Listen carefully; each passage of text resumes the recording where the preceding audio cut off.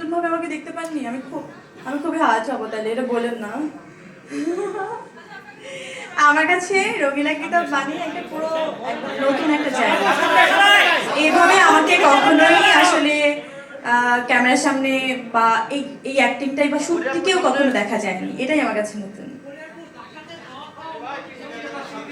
এটা আরো উত্তর দেওয়ার জন্য আমাকে অন্য কিছু জিজ্ঞেস করো। এক্সকিউজ মি ভাইয়া ভাইয়া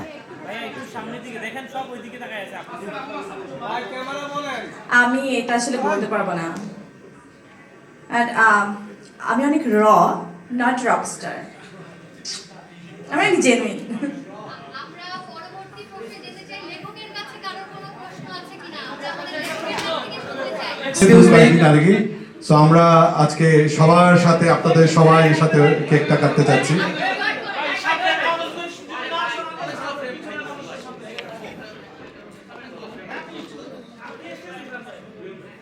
আমি একটু ভাবতে চাই প্লিজ।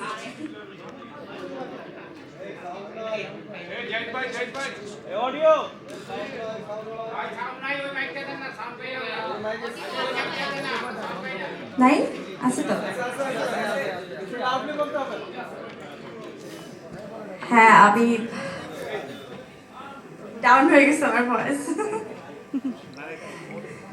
মানে এরকম একটা সারপ্রাইজ পাওয়ার পরে আমার এরকম একটা বার্থডে ছিল, যে ওই বার্থডেতে আমি শুটিংও করছিলাম। নানু ভাই টেক কেয়ার এবং বাচ্চা টেক কেয়ার সব কিছু মিলিয়ে আমার উপর দিয়ে একটা হয় না, মানে আমি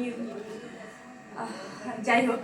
তো ওই সময়ও আপু এবং ভাইয়া আমাকে একটা ছোট্ট কেক পাঠিয়েছিল। ওই কেকটা আমি শুটিং স্পটেই কাটি। আর আজকে সেই 1 বছর পরে আবারও আমার প্রতিদিন বাধ্য হোক করবো আমি কেকটা কাটি সবাই।